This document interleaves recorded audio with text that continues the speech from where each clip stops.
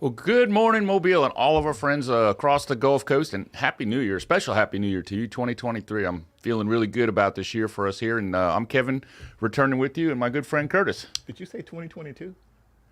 2023. You did. Are you sure? I'm positive what I said. Are you sure? I'm really sure. Okay. But what I'm even more sure about is the fact that we had a really good 2022, still a lot of work to do. And I want to share, I know you want to share some ideas of what we got for 2023, which is kind of exciting because this is an opportunity that we get to not talk about what we're doing, but actually share with our viewers what the community itself has done. Because whether you know it or not, some really good things have happened in the last couple of weeks. But we've also had some not so good things happen in the last couple of weeks, haven't we? We have. Unfortunately, we've had some things that happen, but we're not going to allow those things to distract us. Okay, so here's what I want to do. This actually is a special episode because this is our 2022 going into 2023 state of the podcast. And what we want to do is talk about what the community's done with this mission that we've all been on together. And I don't know if you've noticed this, Curtis, but I have rolled up my sleeves today. I see, man. You also said state of the podcast, like State of the Union, right? Well, this is the a state union, right? This is a union. Well, the this union is of community and law enforcement being together. This is a partnership. Right, absolutely. So let's talk about the state of our partnership. But I've rolled my sleeves up because it's time to get to work. And I think that what we've seen is that with this communication and with communication between law enforcement and the community, good things can happen, even in the midst of things that sometimes steal the limelight for a moment or two. To bring some shadow. So let's just talk about all of the really big elephants in the room, if you got a second. It's a lot of elephants, man. And if you bring out Sir Robert Peel riding an elephant, I'm going to probably lose it today. But no, I wouldn't put Sir Robert Peel on an elephant, man. Let's talk about this. Last year when we were finishing up the last couple of podcasts, we shared some not such good information. We had over 3,000 rounds being fired in and around the city, and only a handful of people had actually taken the initiative to get involved and call 911. Very, very low numbers, as a matter of fact. Very low numbers, but all hope was not lost, right? That is what I am so proud to say. And here's the thing. We are not thanking us. We are thanking you. I can tell you this, that in the last 30 to 45 days, as we concluded 2022, we increased from well below what the national average says is a reasonable, acceptable amount. And we've increased to way beyond that, almost 30%. We were at 4. So what that tells me is that if people are listening to this message and they want to take the time to get involved, their involvement does make a difference. Absolutely, but stop the presses. Because the reality is that even with those great numbers, seeing the increase in volume of people calling, because now they're engaged, we still want to see more. 100%. We want to see more, right? And we're not, let me just say this, we're not trying to match the national average. I don't think Mobile is a national average place. Mobile is a special place. The Gulf Coast is an extremely special place. And so what I would love to see, the dream here, and I'm going back to what we said on day one. What is that? Every person, I said almost 30 minutes of things on day one, but every person has a right to walk from their house to their mailbox and back to their house again and feel safe. Absolutely. And regardless of what we share with you today, if you still don't feel safe, we want you to come alongside us and help us to help you. And in that partnership, everybody over time will begin to improve their perception because they will see the new reality, which is we are making a difference. We are doing things. But none of that matters if you're still in a situation where there's violence occurring around you, if you're still in a situation where you hear gunfire at night, or if you're in a situation where you're dealing with a child or a loved one who may even be involved in some of this. And so some of the activities that we want to talk about, some of the things I want to talk about later on in this podcast, really goes into what are we doing in 2023. And I know you and I both have talked about this, but there's some great ideas of what we can do together to really bring to the forefront through this podcast some conversations, real conversations that people can latch onto and take with them. But the thanks, by the way, so I don't go too far, is not to us, it's to you. So if you're watching the show, or if you know somebody that took the initiative to get involved, or just by watching and participating in this podcast, you're getting involved, the thanks is to you. And we don't get too many opportunities to thank not only our viewers, but the community. This is not something that law enforcement can do alone. We've said that from the beginning. This is something that has to involve the community. And I've always said, too, that every zip code matters. Every zip code matters. And this podcast is about every zip code. Every person who lives in this city, every visitor who comes to this city to enjoy the things that Mobile has to offer. This podcast is for you. It's for you to bring your voices, to share your voices about the things that concern you, but not just the things that concern you, but the things that bring you joy, because Mobile has a lot to be joyous about. And unfortunately, some things overshadow that, and we have to be very conscious of that, but very intentional in our efforts to make sure that it does not drown out all the joy. So let's remind our viewers that there are several ways for you to engage. One, this podcast. If you have emails and you want to send us something, echostoplive@gmail.com. That's echostoplive@gmail.com. Send us your emails. We're going to try and get to a question or two every podcast that we can. And certainly if we don't, we'll answer them after too. There's a part later in this podcast where we're going to talk about where we want to go in 2023. We want to hear from you. If you have an idea, if you have a suggestion, if there's a topic or a person that you think we need to engage with on the podcast live in one of our shows, we would love to hear from you, and we would love to see what you send us as a suggestion too. We have an anonymous tip line. This anonymous tip line has literally generated hundreds of tips, most of which, and I can use the word most because this isn't like, oh, half of what we get. Most of the ones that we get have actually turned into really good information tips, things that we didn't know about, that the community told us about, that we were able to take action on. And that's where the partnership works. But that tip line is 844-251-0644. 844-251-0644. That's our anonymous tip line. It's anonymous. Of course, we encourage everybody to call 911. Do not become complacent. Do not feel like, hey, we're making progress. Everything's okay now. We still have a long way to go. But the whole purpose of mentioning it is there is progress. We are moving in the right direction. And that is extremely encouraging, even though there's been some discouragement. Right. But like you said, I mean, people in this city are using the tip line. They're calling us. And that tells me that people feel the same, that they feel like we do. They want their voices to be heard. They want to come out of the shadows of their homes and go out and be able to enjoy their lives here in Mobile. And this is part of that journey in making sure that that happens for everybody. So along those lines, we're going to get to sort of this idea of where we go, but it takes imagination. And we put something together for you here that I think our viewers are really going to like, and it shows a lot of collaboration, not just within the community, but also amongst our law enforcement agencies. So take a look at this and tell me what you can imagine. Imagine a place where ideas are born. Imagine a collaborative environment with cutting-edge technology and where the safety of our community are joined. Imagine an effort birthed in the heart of our city's transformation and housed along the corridor designed for growth. Imagine a place where the law enforcement mission is joined by leaders, local businesses, visionaries, and academia in an effort so strong that deep within its core, the valuable resources of one can be shared by all. A place where all things can be supported by the pillars of 21st century policing, the latest model of intelligence-led policing, but more importantly, by relationships within our community, the Gulf Coast Technology Center. People. Partners, progress.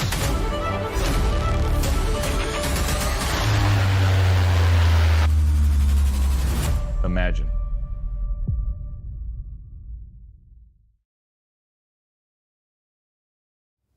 Can I So say something? yes, you can. I love it. If the community just saw what I saw, what they saw was the work being done behind the scenes. While you are out and about doing the things that you should do, being Mobilians, someone is looking out for you. And we want you to understand that Mobile's not sleeping. The Mobile Police Department is not sleeping. It's wide awake, paying attention to every little thing that's happening out in the city because you matter. Well, you stole the words out of my mouth. I'm probably going to have to file a report for that. But thank you. But no, that is the entire purpose of why we show clips like that, because around the clock, 24/7, there is a fighting force of good that is out there trying to right all of the wrongs that are happening around us. And we, right before the seasonal break, if you will, and the Christmas holiday, we did 2 episodes with faith-based leadership. And part of where we're going in 2023, if you want a spoiler alert, is having conversations about how faith-based leadership can integrate with agency-based leadership, because there has to be both sides involved. And so what you're seeing here is this effort that's happening behind the scenes, most of which is never even discussed or talked about, but it's going on. And when we are complemented in that effort by the effort that's going on behind the scenes in the community, where they're actually coming forward and see behind the scenes, they're doing things that we may not know about. And that's where this communication really becomes a key, to be honest with you. And I feel like this podcast has an opportunity presented to it now, because we know the connection exists, to really expand and bring more of the community into the conversation. This is not a sensitive podcast. This is a upfront, up close, very personal podcast that will be about bringing real issues to everyone, for us to really take into account what all has to go into creating a safer community. And again, talking about the faith-based organizations being a part of that conversation. They have to be. The Miss Johnsons of Mobile have to be part of that conversation. The Miss Graves, the Miss Levy's, and all the other names that live in our city have to be part of that conversation. And we want to make sure that this platform is your voice to have that conversation. So let me go back to something that we kind of skirted over for a minute, because we don't want to dwell in the bad. But I want to bring this up so that we can focus on the good for a minute, okay? So we had an incident that occurred on New Year's Eve. Yeah. And unfortunately, and I know this because I've received many phone calls from around the country, people trying to figure out what was going on. We got some bad limelight, if you will, for an incident that didn't highlight well for us in a beautiful time at a beautiful event, one of the largest, pie drops, if you will, moon pie drop. And so we always talk about the incident, but I want to ask you a question, not so much about the statistics of the incident, but emotionally in that situation. How does that make you feel? Makes me realize that we have to double down on what we're doing, because the world we live in is not going to give us the things that we want. And we didn't want what we saw in the city of Mobile on New Year's Eve. Devil doubles down. And when he doubles down, we have to double down. We have to triple down, because the reality is that crime is not going to stop happening. And it's not going to be selective, or it will be selective and sometimes not selective on where it decides to do it. So we have to be aware of that. And we've always said that crime does not occur in a vacuum. It does not stay in one place. It metastasizes. It moves from one place to the other. But we have to be committed to eradicating crime anywhere and everywhere we see it. And when we do that, then we can surely walk outside of our doors and go to that mailbox and feel comfortable, because we're not allowing it to stay in one area. We're making sure that we identify all areas that are plagued with violence, where people are in prison in their homes, and make sure that we're doing everything that we can. And we want you to do everything you can to make sure that those people can do and live the way that you want to live. And the reason I asked that question, and you responded with such phenomenal wisdom, because we have to triple down, or whatever the multiplier is, it has to be significantly heavier than the forces that are being presented to us. Right. But we also have to give avenues of exit strategies, and I don't mean out of any of those events, because those are unfortunate and tragic. But, we had somebody on before the end of the year, and we talked about, gang life. And this individual was in a gang at one point, and they talked about their life after the gang. Every episode, in almost every episode, there's been some reference or some mention to, hey, gang activity is bad. Well, we all would probably agree with that. But what is the exit strategy? So one of the things I want to do, Curtis, in 2023 is I want to bring guests on this show that can help us identify fundamentally how the exit strategies are put in place, so that those that are potentially teetering on the fence or have actually full-fledged gotten involved in some activity and want a way out to maintain their dignity, to maintain their pride, their family name, and the way that they are going to brand the rest of their lives, that we give them an avenue, an exit strategy, or some ideas of what to do, because it not only takes all of us, like, hey, the community has to get involved and law enforcement has to get involved, but it takes every participant in every scenario, so that we don't feel like some of us may have felt a few days ago when we had a tragic incident occur in our city. See, that emotional feeling is really what manifests itself, right? When you just look at the core and it's quiet and you're sitting by yourself and you're like, man, that was that's horrible, right? And everything else we're doing is bringing hope. And so we want to replace those bad feelings with the hopeful ones. And so we have to give people exit strategies so that they know how to get out of those situations that they're in. What that looks like, I'm not sure yet. What that guest brings, I'm not sure yet, but that is our job, to search and to find the wisdom that's out there and to bring those tools. I have some ideas. You have some ideas. We have a great police department that has a treasure trove, if you will, of wisdom. We work in a great city that has a great communications department that can help us bring that message and push it out. But really, we also need to reach out to the community and have those. And again, send us an email on our email account and give us ideas. We want to incorporate these types of things, and we want to present real things. You can't just talk about it. We have to give people steps. We have to have action, direct action.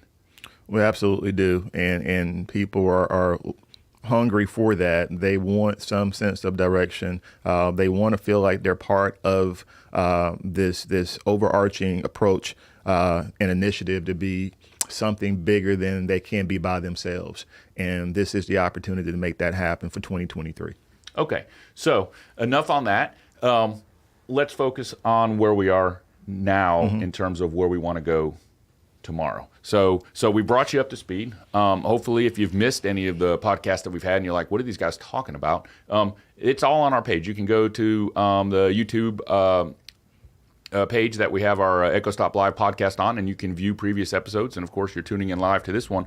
But 2023, what would be some of the goals that you would want to lay out there, Curtis? And I know you're going to bring Sir Robert Peel into some of these moments, but really, what are the goals? How do we take those things that are still the same, these fundamental principles, and how do we bring them into 2023 and drive direct action into our community? I think we simplify the goal. The goal is to make Mobile a safer city, and we do that in a way in which we bring respect to everyone in every community. That requires the involvement of every community coming together in spite of differences, and realizing that in order for Mobile to be the city that everyone want Mobile to be, we have to actually come together and unify in such a way that it matters to the person who lives in West Mobile what happens to the person on the north side or the south side of Mobile, because that's what truly unifies a city. So our goal will be to bring about resources to every sector of our community, to identify barriers that are hindering people in those communities, and to give them access to things that the police department doesn't have access to, but other agencies do. And our hope is that in doing that, we can start to develop the relationships with the community, between law enforcement and the community and its partners, so that we can identify those who are actually wanting to actually improve their situations and wanting to be a part of a city that's thriving for everyone, versus those who do not and want to bring chaos and confusion. I think that we outweigh those numbers. I think the greater number is rest with the people who actually want something different and want something better. And we all have to come together to show that we are the majority and that we are intentional in eradicating. And I know that's a hard word, Well, but eradicating those that are causing confusion in our city. Okay, so let's pick up eradication for a minute, if that's the word that you brought up for a minute. That is kind of a crazy word when you don't really dive into it. But let's look at plant life for just a minute, as crazy as that sounds. And this is going to tie into our faith-based conversation as well. But where you sow seeds, that tree is going to sprout roots and grow. Absolutely. And the reason I say that is if we're confused by what's happening in the community and we feel like, okay, evil has grown roots, then I want to share with you this story from one of the tips we received. There was a conversation that ensued with an individual who has been a resident in the same community on the same street for over 50 years. Okay? This person shared with us information. Those are roots. Those are good roots that are there in that community. See, all the distraction, all the crime, all the evil, maybe the leaves that have fallen and are laying around the base of that tree. But if you really want to talk about roots, the deep roots are the people who have roots in this community. And they're good. Who have been here, who are good, who want to live in a safe place, who want to walk to their mailbox and back to their house and feel safe. So when I hear the word eradicate, I'm not really scared by it, because what I hear is what we really need to do is not get rid of the trees. We just need to clean up what's fallen around them. And that's the message for 2023. The fact that somebody who has been here has finally become unsilenced. Is no longer willing to put themselves behind the fear of, okay, if I don't say anything, everything will just go away, and is actually willing to make their voice heard, albeit to us in whatever measure or manner that is. That tells me there's hope within the things that are the seeds and the roots of this community. And Right. that really was something that I wanted to mention when you say that, because I feel like that's what we are encouraging our participants, the people that are viewing this, the people that want something safer in the community. And the crazy part about it is, I don't know whether or not that person's ever even seen or heard of this podcast. Hopefully they have. That came from a completely different source and an avenue, and somebody had just had enough. And there are a bunch of people that I believe have just had enough of what's happening around them, and we're encouraging those folks to join alongside us, lock arms with us, and let's take back the city that we know is a beautiful place that we can live. And along those lines, so faith-based leadership and agency-based leadership, we went heavy in the faith-based leadership. We agreed. We were not going to hide and not mention that. How do you see that integrating? What can we do? Just an opinion. I know it's an off-the-cuff question here. Of course, I've rolled mine up.